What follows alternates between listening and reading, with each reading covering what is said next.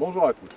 Dans cette vidéo, nous allons voir comment nous nous équipons pour partir soit une demi-journée, soit une journée, en fait, au départ du centre équestre ou de n'importe quel endroit, mais sans découcher. Dans un premier temps, on va voir quel est l'équipement minimum à apporter si on est avec un accompagnateur.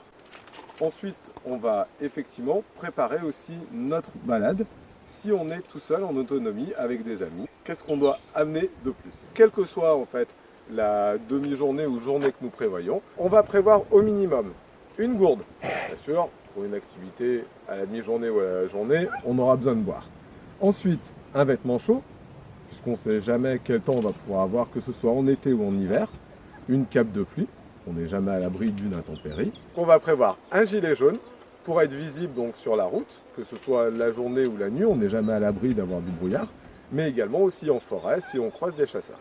On va également prendre une frontale. Il y a toujours des imprévus, donc autant avoir un peu plus d'équipement de sécurité et être paré à toute éventualité pour pouvoir rentrer justement dans des bonnes conditions. Là, nous allons commencer par charger le minimum nécessaire, quel que soit le type de demi-journée ou de journée qu'on organise, qu'on soit seul ou accompagné.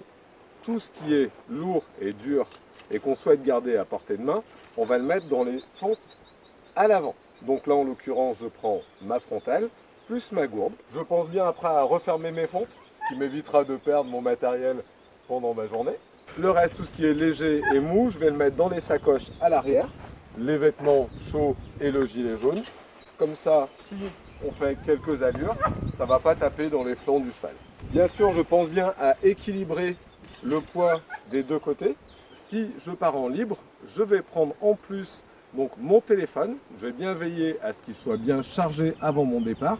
Et pourquoi pas, je peux également prévoir une batterie externe, ce qui nous permettra de contacter les secours en cas de besoin, mais aussi contacter le centre équestre.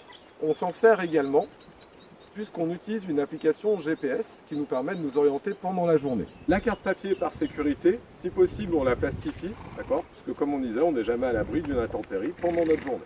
Si j'ai une trousse de maréchalerie et que je sais m'en servir, bien sûr je vais l'emmener avec moi. Au minimum, je vais prendre un cure-pied qui me permettra d'enlever un caillou sous le pied du cheval. Un point très important quand on part en autonome, c'est la trousse de secours, humaine et équine. On prévoit également toujours une pelle à crottin et un sac poubelle.